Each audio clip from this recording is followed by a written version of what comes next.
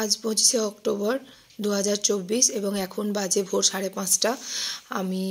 আমরা উঠে পড়েছি কারণ আজকে আমরা দীঘা থেকে বাড়ি ফিরে যাব, সেই জন্য একটু গোছগাছ আছে বা রেডি হওয়ার ব্যাপার আছে, তাই একটু সকাল করে উঠেছি। তার আগে সমুদ্রের ধারে যাব একবার, আপনাদেরকে সেই দৃশ্য দেখাবো।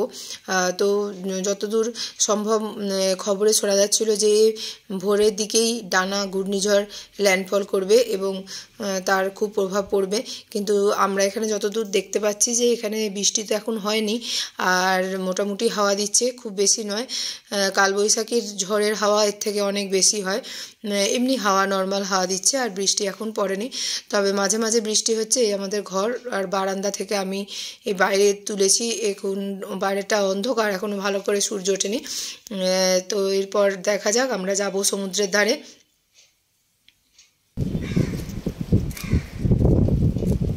সকালবেলায় আমরা এখন বেরিয়েছি, এখন 6:30 বাজছে, আর এখন নিউ দীঘায় আছি আমরা। দেখা যাক সি বিচটা কীরকম আছে।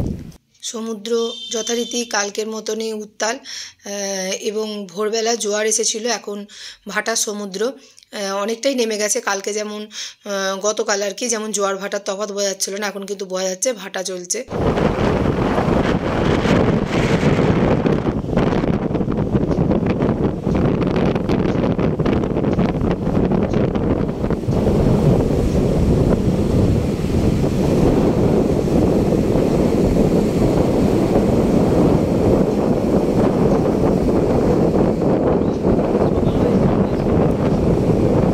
তো আপনারা সমুদ্রের জলোচ্ছ্বাসের শব্দ এবং সমুদ্রের যে ঢেউয়ের হাওয়ার শব্দ, এগুলো আপনাদেরকে শোনানোর জন্য আমি কিছুক্ষণ কোনো রকম ভয়েস দিইনি। তবু আমি আগে একবার আমরা দীঘা এসেছিলাম, তখন ছিল ভরা কোটাল। তো ভরা কোটালে আমরা সমুদ্রের একটা অন্য রকমের জোয়ার দেখেছিলাম। সে অপূর্ব সুন্দর দৃশ্য এবং ভয়ঙ্করও বটে। সেটা কিন্তু আমরা আর যতবার দীঘা এসেছি দেখতে পাইনি।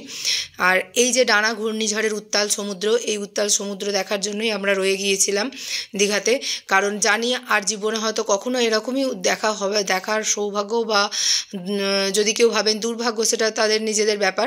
আমার মতে দেখার সৌভাগ্যই আর কোনোদিন হয়তো হবে না, কারণ এটা একটা ঘটনাচক্রে আমরা এসে পৌঁছেছি, আর তখনই ডানা ঘূর্ণিঝড় দীঘার কাছাকাছি কোনো একটা জায়গায় এসেছে, বাট দীঘাতে আসেনি।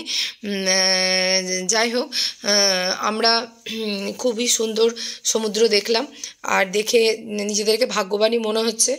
যারা এই সময় দীঘায় ছিলেন তারা এরকম দৃশ্য হয়তো আগে দেখেননি বা ভবিষ্যতেও দেখবেন না কোনো দিন। এইটা একটা ভাগ্যের ব্যাপার, এইরকম সুন্দর সৌন্দর্য দেখতে পাওয়া। তো যাই হোক বন্ধুরা, আপনাদেরকে আমি যতটা সম্ভব দেখানোর চেষ্টা করেছি। আর এখন মেঘাচ্ছন্ন আকাশ, বৃষ্টি কিন্তু হয়নি, তবে মাঝে মাঝে ঝিরঝির করে বৃষ্টি নামছে। এবার আমাদের বাড়ি ফিরে যাওয়ার পালা। বাসের টিকিট আগেই কাটা হয়ে গেছে, সে সম্পর্কে বিস্তারিত তথ্য আমি আপনাদেরকে পরে দেব। তার আগে মন প্রাণ ভরে এখন দীঘা সমুদ্র দেখে নিচ্ছি, কারণ আর তো বেশিক্ষণ সময় নেই এখানে আমাদের। তো বন্ধুরা, যাই হোক, আপনাদের ভিডিওটা শেষ পর্যন্ত দেখার জন্য অসংখ্য ধন্যবাদ।